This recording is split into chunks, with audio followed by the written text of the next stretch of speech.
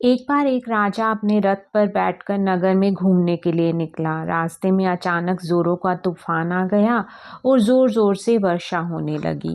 तेज आंधी से रास्ते में कई पेड़ उखड़कर गिर पड़े। रथ को आगे बढ़ाने के लिए रास्ता नहीं था। राजा रथ से नीचे उतर गया और पैदल ही चलने लगा। थोड़ा पैदल चलने के बाद वह एक पेड़ के नीचे खड़ा हो गया। उस पेड़ पर बैठी एक चिड़िया ने राजा के सिर पर बीट कर दी। राजा का सिर और कपड़े गंदे हो गए। चिड़िया पर राजा को बहुत गुस्सा आया और उसने अपना अपमान समझा।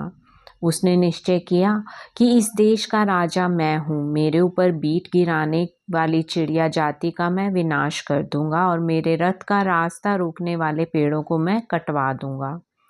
दूसरे दिन राजा अपने दरबार में आया और उसने अपने मंत्रियों को आदेश दिया, देश के सभी पेड़ों को काट दिया जाए, जंगलों को जला दिया जाए और सभी प्रकार के पक्षियों को देश से भगा दिया जाए।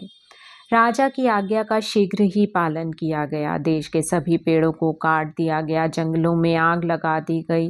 पेड़ों के ना होने से देश के सभी पक्षी उड़कर दूसरे देशों में चले गए। पक्षियों के चले जाने से देश में कीड़े मकोड़ों की संख्या बहुत बढ़ गई। देश का मौसम पूरी तरह से बदल गया। देश के अलग अलग हिस्सों में कई प्रकार की बीमारियां फैल गई। देश की प्रजा हाहाकार करने लगी। एक दिन राजा के मन में यह विचार आया कि उसके द्वारा किए गए फैसले के बारे में देश की जनता क्या सोचती है, यह मालूम किया जाए। इस काम के लिए राजा वेश बदल कर निकला। एक गांव में अपने खेतों के पास राजा को एक किसान मिला। राजा ने उस किसान से पूछा, इस वर्ष धान की फसल कैसी हुई? किसान उदासी भरे स्वर से बोला, फसल की बात क्या पूछ रहे हो? राजा के गलत फैसलों से देश का मौसम पूरी तरह से बिगड़ गया है। देश में वर्षा करने वाले बादलों को रोकने के लिए पेड़ ही नहीं रह गए हैं। वर्षा करने वाले सारे बादल इस देश की सीमाओं को लांघकर दूसरे देशों में जा रहे हैं। यदि बादल रुक भी जाएं, तो उन्हें ठंडा करके पानी में बदलने वाली हवाएं कम हो गई हैं, क्योंकि इस देश में पेड़ ही नहीं रह गए हैं। राजा के कामों से तुम्हारा नुकसान हुआ है, राजा ने पूछा। किसान ने राजा को गुस्से से देखकर कहा, यह नुकसान नहीं तो और क्या है?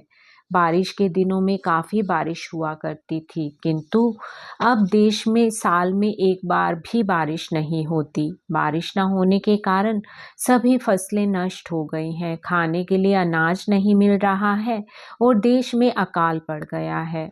दुकानदारों ने खाने पीने की चीजों के दाम बढ़ा दिए हैं। डाकुओं का भय भी बहुत बढ़ गया है। आपसी झगड़ों के कारण देश में सुरक्षा की व्यवस्था चौपट हो गई है।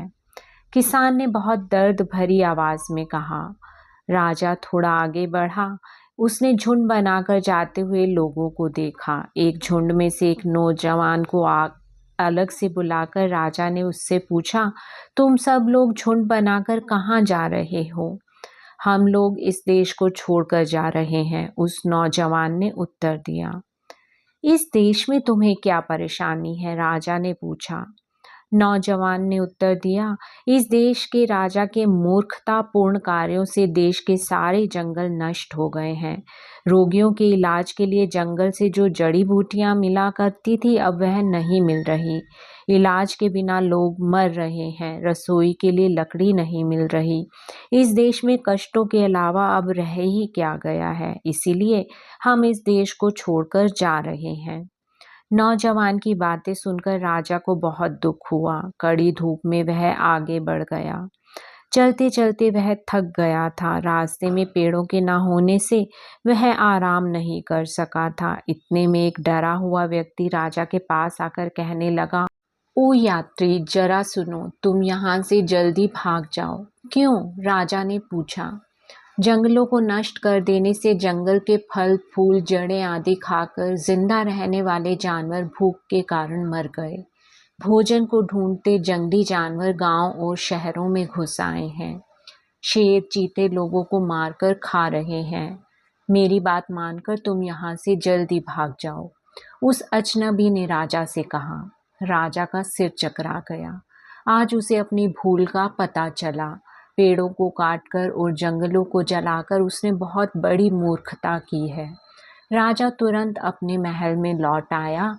उसने मंत्रियों की बैठक बुलवाई और कहा, मैंने देश के सभी पेड़ों को कटवाकर और जंगलों में आग लगवाकर बहुत बड़ी भूल की है।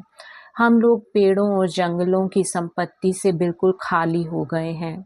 जंगलों के पशु और पक्षी नष्ट हो गए हैं। इन सब के बहुत गलत परिणाम सामने आए हैं। मेरे गलत फैसले से देश का सुख चैन नष्ट हो गया है। राजा ने मंत्रियों की ओर ध्यान से देखा। सभी मंत्री उसकी बातों को ध्यान से सुन रहे थे। राजा ने आगे कहा, अब मुझे अपनी भूल सुधारनी है और प्रजा की भलाई करनी है। इसीलिए देश के हर घर में पौधे लगवाओ, जंगलों में फिर से पेड़ लगवाओ, वन में पशु पक्षियों को पालने का समुचित प्रबंध करो। इस प्रकार राजा ने नया आदेश दिया। राजा के आदेश का पालन तेजी से किया जाने लगा। पेड़ पौधों को लगाने का काम तेजी से शुरू कर दिया गया। उस देश को फिर से पेड़ और जंगल तैयार करने में 10 साल का समय लग गया और देश फिर से खुशहाल हो गया।